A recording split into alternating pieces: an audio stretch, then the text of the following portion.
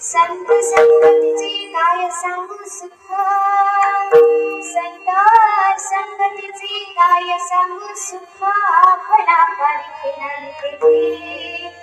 साधू थोर जाना, साधू थोर जाना, साधू थोर जाना कही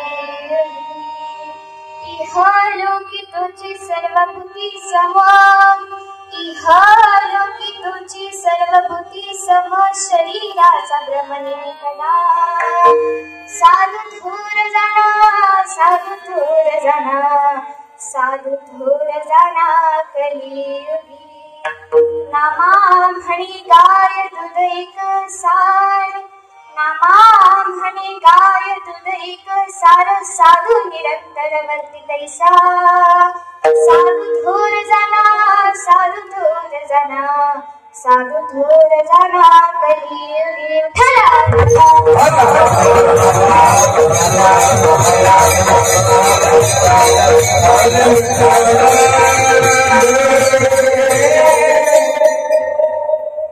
ध्येयं सदा परिभवमग्ननमभीष्टदोहं तीर्थास्पदं शिवविश्रुतं शरण्यं वृतार्तिं प्रणतपालभवाधिपोतं वन्दे महापुरुषते चरणारविन्दम् वसुदेवसुतं देवं कंसचाणूरमर्दनं देवकी परमानन्दं कृष्णं वन्दे जगद्गुरुः नमः पङ्कजनाभाय नमः पङ्कजमालिने नमः पङ्कजनेत्राय नमस्ते पङ्कजालये महायोग पीठे तटे भीमनद्यं वरद पुण्डरीकाय दातुं मनिन्द्रे समागतदिष्टं तमानन्दकन्दं परब्रह्मलिङ्गं रजे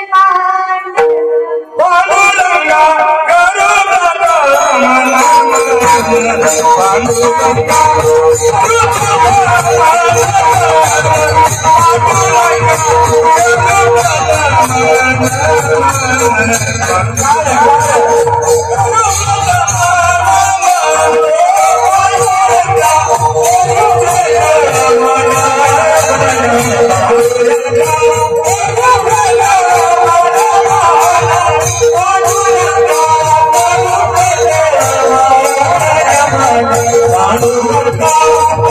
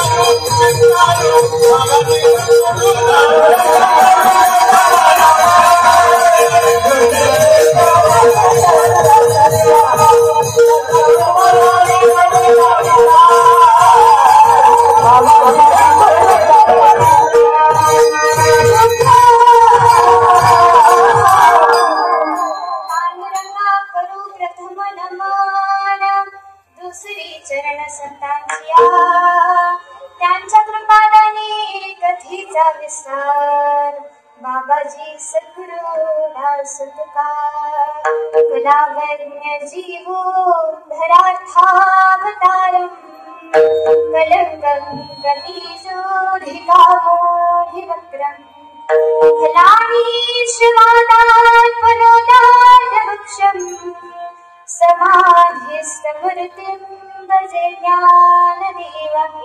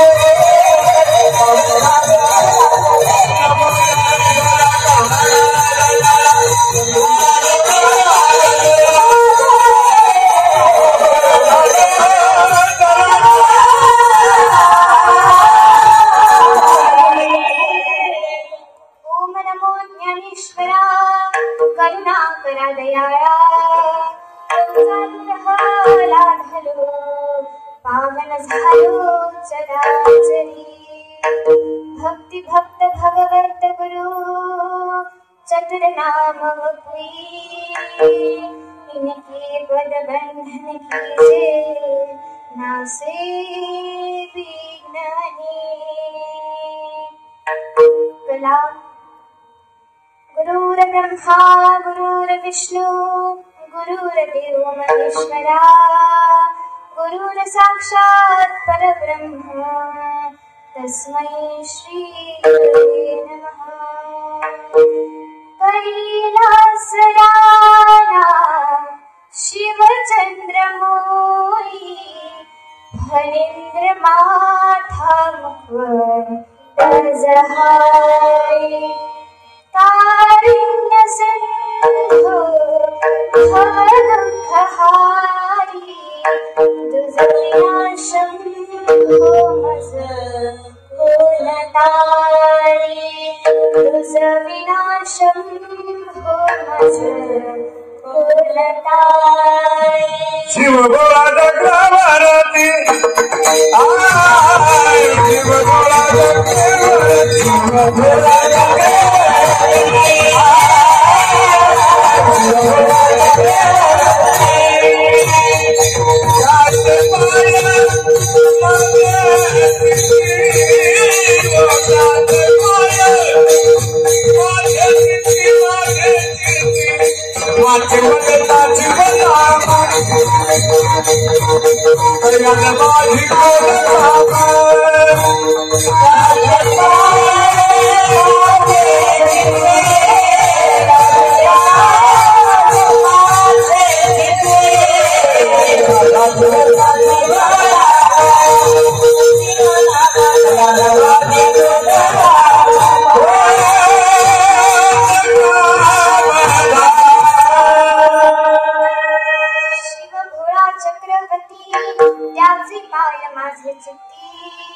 वाची वरदा शिवनाम दयान बाधी क्रोध काम जयांची किल्या स्मरण होय सकळ विद्येचे अधिकरण तीची बंधु श्री चरण श्री गुरुची ते नमस्कार नियाता वचनैका कमळापती माझी रंगाची विनंती कर जोडितो कथे काळी आपण असावी जवळी विठ्ठला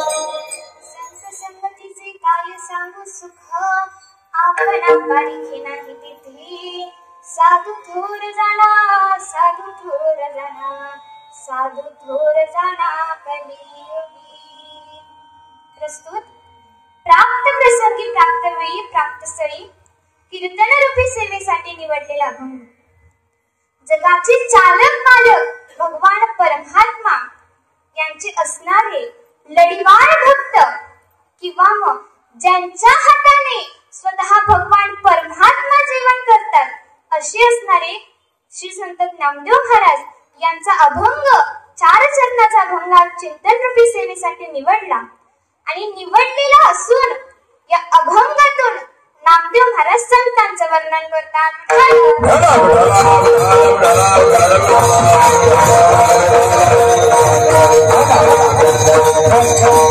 पहिला नमस्कार त्या भगवान परमात्म्याला ज्याने ही सुंदर सृष्टी निर्माण केली दुसरा नमस्कार माझ्या आई वडिलांना ज्यांनी मला अनमोल असा जन्म दिला तिसरा नमस्कार माझ्या गुरुवरांना गुरूंचे नाव मुखाने घेऊ नये परंतु मी सांगितले नाही तर तुम्हाला कळणार कसे माझे गुरु वैकुंठवासी भागवताचार्य हरिभक्त पारायण उद्धव महाराज कोरडे तसेच हरिभक्त पारायण शिवाजी महाराज चिंताके ढाकणे सर आणि भागवताचार्य हरिभक्त पारायण शीतलताई या सर्वांच्या चरणी नतमस्तक होते आणि चौथा नमस्कार श्री महारुद्र वारकरी शिक्षण संस्थेच्या सर्वच कमिटी मेंबरला आणि माझे हे बहिणी असतील भाऊ असतील त्या सर्वांना आणि शेवटचा नमस्कार अमोल भाई आणि कराडे काकांना ज्यांनी मला इथे कीर्तन करण्यास संधी दिली आहे विठ्ठला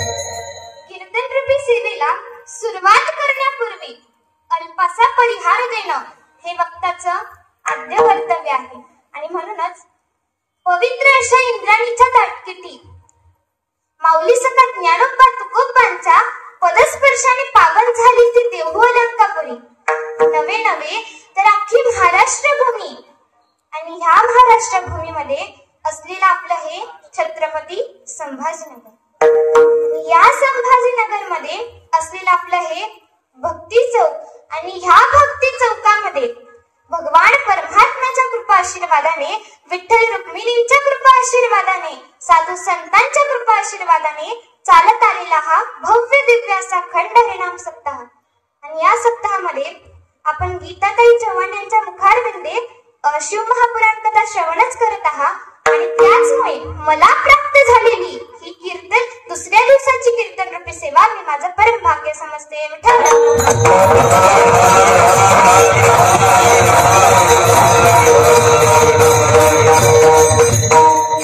कीर्तनाला सुरुवात करण्यापूर्वी मी तुम्हा सर्वांना सांगू इच्छिते की मनुष्याने जीवन जगत असताना देवाचं भजन करणं, देवाची भक्ती करणं हे कधीच नाही सोडलं पाहिजे. साधू संतांचे चरित्र तुमच्या डोळ्यासमोर आणा. माझ्या माऊली सखा ज्ञानोबरायांना किती त्रास दिला जगाने. फक्त अन्न मागायसाठी गेले होते तर त्यांच्या झोळीमध्ये माती टाकावी का? माझ्या तुकोबरायांचा गाथा पाण्याच्या डोहामध्ये डुबवावा का? माझ्या तुकोबरायांना त्या भगवान परमात्म्याच्या मंदिराच्या बाहेर काढावं का?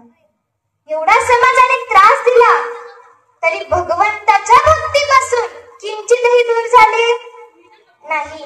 मग आपल्याला थोडा त्रास झाला तर भगवंताची भक्ती करणं सोडून द्यायची का? अजिबात नाही. मला सांगा, तुम्हाला सर्दी झाली, कफ झाला तर तुम्ही श्वास घेणं बंद करून देतात का? महिला मंडळ? नाही ना. जर पोट दुखायला लागलं तर कायम स्वरूपी सेवन सोडून देतात का? देतात नाही. तुम्ही हो नाही म्हणते, मला वाटतंय देतात. नाही देत ना. तर त्याच प्रकारे थोडा काय त्रास झाला तर भगवान परमात्म्याची भक्ती सोडून द्यावी का? मनुष्याने जीवन जगत असताना भजन आणि भोजन हे कधीच सोडलं नाही पाहिजे. जर भोजन नाही केलं तर जीवन जगणं कठीण होईल आणि जर भजन नाही केलं तर सगळंच कठीण होईल.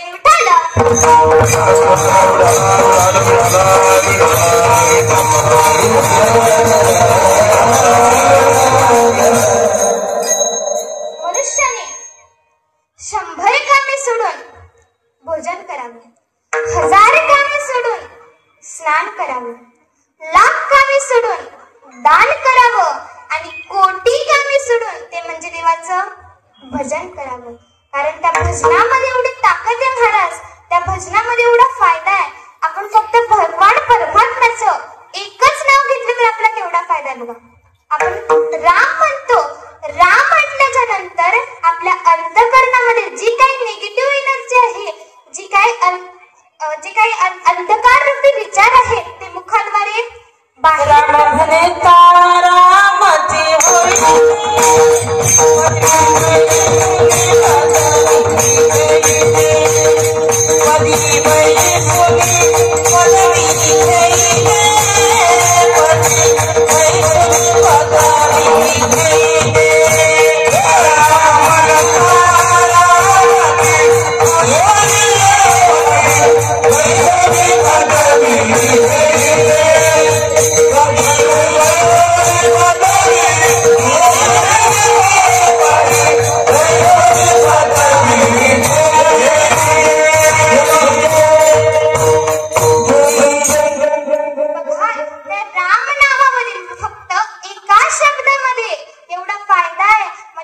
परमात्म्याच्या नामस्मरणामध्ये महाराज किती फायदा असतो, किती आनंद आहे त्या नामस्मरणामध्ये. रामा रामा रटते बीती रे उमरिया, रामा रामा रटते बीती रे उमरिया, रघुकुल नंदन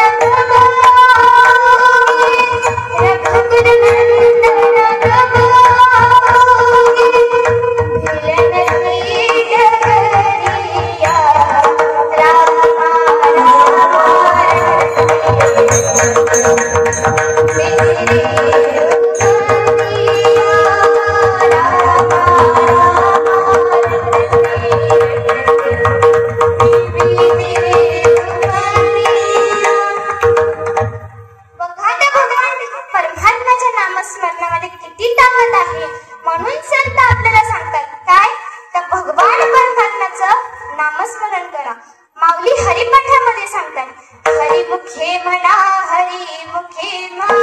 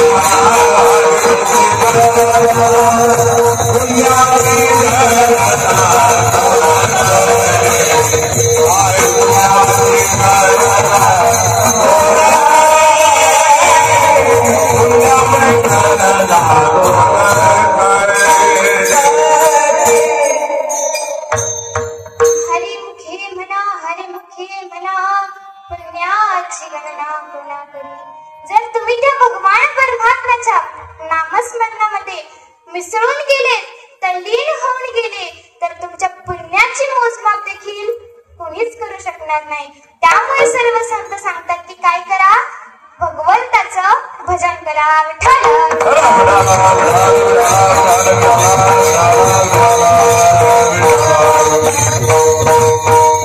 आपण थोडं अभंगाकडे वळूया. नामदेव महाराज म्हणतात की संत संगतीचे काय सांगू सुख, आपण पारिखे नाही तिथे. ते म्हणतात की संतांच्या संगतीमध्ये एवढं सुख आहे त्याचं मी वर्णन देखील करू शकत नाही. परंतु प्रश्न निर्माण होतो की संत नेमकी आहेत कोण, त्यांना ओळखायचं तरी कसं, त्यांची नेमकी व्याख्या तरी काय. बघा, एका कवींनी सुंदर वर्णन केलेलं आहे.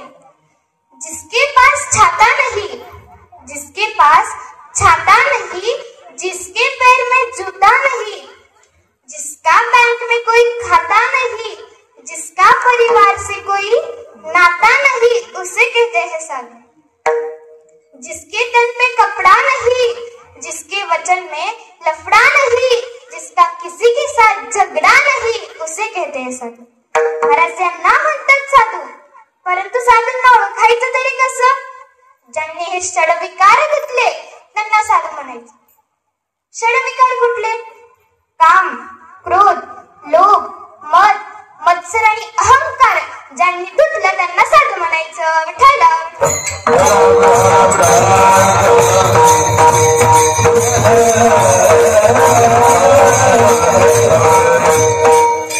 परंतु महाराज आजकालची परिस्थिती अशी निर्माण झाली आहे, माफी मागून बोलते.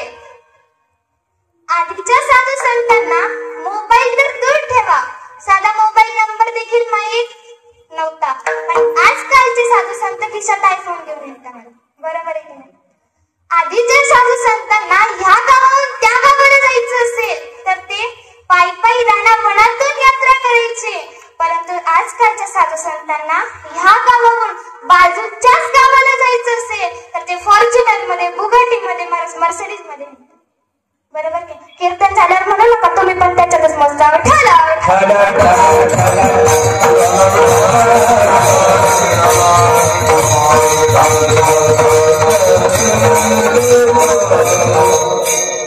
बरं ठीक आहे.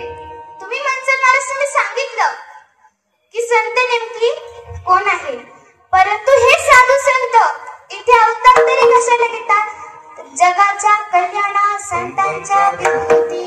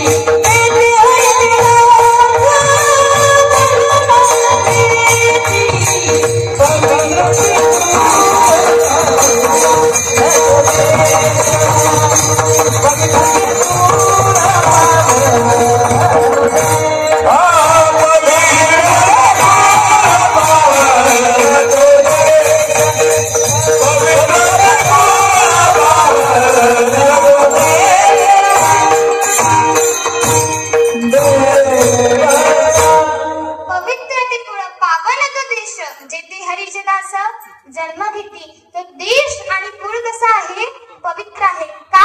कारण ते साधू संत जन्माला येतात. बरं ठीक आहे, साधू संत अवतार घेतात. अजून कशासाठी अवतार घेतात? तर तेच म्हणतात अवतार तुम्हा धराया कारण उद्धार या जन जड जीवा विठ्ठला.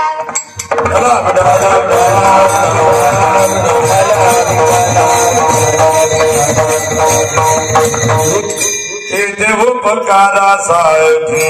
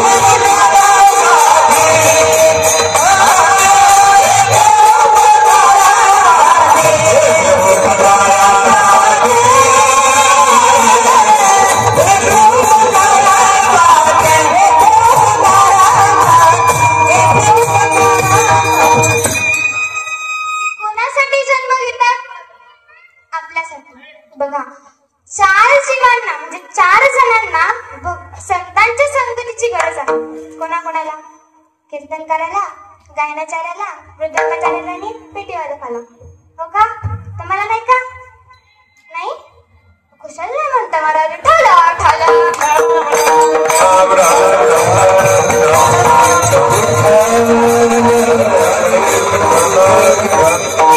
4 जणांना आहे.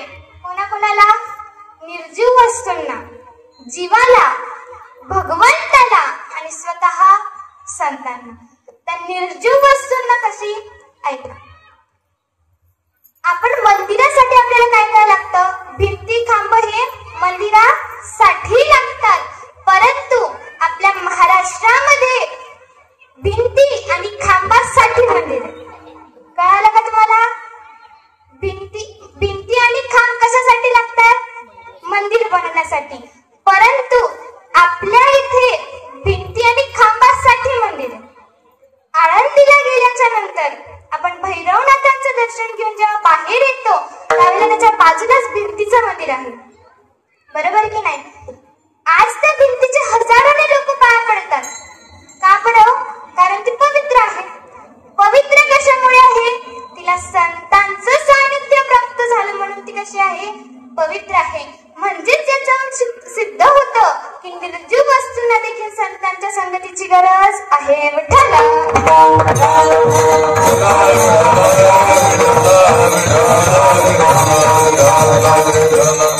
दुसरं सांगितलं खांबासाठी मंदिर आहे. पण निवासाला गेल्याच्या नंतर एका दगडी खांबासाठी मंदिर बघतो. हो की नाही? त्या खांबासाठी मंदिर का? कारण स्वतः माऊली सुद्धा ज्ञानोबरायांनी त्या खांबाला टेकून सच्चिदानंद बाबांना ज्ञानेश्वरी सांगितली आणि सच्चिदानंद बाबांनी ती लिहिली. आज त्याचे देखील लोक पाया पडतात. का?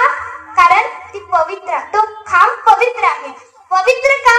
त्याला संतांचं सानिध्य प्राप्त झालं म्हणून तो कसा आहे? पवित्र आहे. म्हणजेच याच्यावरूनही सिद्ध होतं की निर्जीव वस्तूंना संतांच्या संगतीची गरज आहे. विठ्ठला.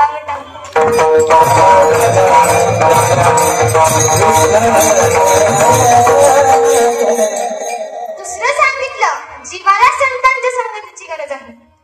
जीवाला म्हणजे फक्त मनुष्याला का? नाही, पशूंना, पक्षींना आणि मनुष्याला सर्वांनाच संतांच्या संगतीची गरज आहे. रामायणातले एक दृष्टांत तुम्हाला सांगते. ज्यावेळेला सेतू बंधनाचं बांधकाम चालू होतं त्यावेळेला सर्व वानर सेना आपल्याला झेपेल तेवढं दगड येऊन त्याच्यासाठी मदत करत होते. आणि तेवढ्यात राम प्रभूंची नजर एका खारीवरती पडली. ती खारी काय करत होती माहितीये का? समुद्राच्या कडेला जी रेत असते तिथे जाऊन त्या रेतीमध्ये लोळत होती. आणि लोळल्यानंतर ज्या वेळेला जी काही रेत असेल ती आपल्या अंगाला चिपकलेली असेल तेवढी घेऊन तिचे बांधकाम चालू होतं तिथे जायची. आणि दोन दगडांच्या मध्ये जो छोटासा गॅप असतो का तिथे जाऊन आपलं अंग झटकायची. आणि झटकल्याच्या नंतर अंगाला जेवढी रेत चिपकलेली असेल ती तिथे जाऊन पडायची. आणि त्याच्यामुळे तो गॅप भरून निघायचा. असं तिचं रुटीन चालूच होतं. आणि काही वेळानंतर परत राम प्रभूंची नजर तिच्यावरती पडली. त्याची खाली पडलेली होती आणि तिला खूप त्रास होत होता. ती तळमळत होती. राम प्रभूंनी तिला आपल्या हातामध्ये उचललं, तिच्या अंगावरनं हात फिरवला, तिला पाणी पाजू घातलं आणि तिला बोलतं गेलं. आणि म्हटलं, अगं खारुताई, तुझी अशी अवस्था कुणी केली? त्यावेळेला खारुताई म्हणते, रामप्रभू माफी असावी पण मी त्याचं नाव सांगणार नाही. रामप्रभू म्हणता, अगं असं कसं करतेस? तू त्याचं नाव सांग, त्याच्यामुळे तुला एवढा त्रास झालेला आहे. ती म्हणते, नाही रामप्रभू, मी सांगणार नाही. खूप आग्रहानंतर तिने सांगितलं की रामप्रभू, मारुतीरायांचा पाय माझ्या शेपटीवरती पडला म्हणून माझी अवस्था झाली. तर रामप्रभू मनातल्या मनात विचार करता, मी मारुतीला शिक्षा तरी काय देऊ? खारुताईलाच विचारला, तर तूच सांग त्याला काय शिक्षा द्यायची. खारुताई म्हणते, त्यांना शिक्षा नका देऊ, त्यांचं उलट कल्याण करा. रामप्रभूंना आश्चर्य वाटलं. अगं तुला त्याच्यामुळे एवढा त्रास झाला, त्याचं कल्याण करायला तू सांगते? त्याला खारुताई इतकं गोड उत्तर देते, महाराज नीट लक्ष देऊन ऐका. ती म्हणते, रामप्रभू, आज मारुतीराया नसते, त्यांचा पाय माझ्या शेपटीवरती पडला नसता तर माझी ही अवस्था झाली नसती. आणि माझी ही अवस्था झालेली तुम्ही बघितली नसती. आणि त्याचमुळे तुम्ही तुमच्या हातामध्ये मला उचललं नसतं. आणि उचललं नसतं तर तुमच्या हाताने पाणी पिण्याचं भाग्य माझ्या नशिबात लिहिलं नसतं. बघा, दृष्टांत इथे संपला. मला सांगायचं एवढं की मारुतीराया म्हणजे संत, ती खारुताई म्हणजे जीव, आणि भगवान परमात्मा म्हणजेच भगवान परमात्मा. ज्यावेळेला जीवाला संतांची संगती प्राप्त होते त्यावेळेला भगवंताकडे जाण्याचा मार्ग मोकळा होतो. विठ्ठल.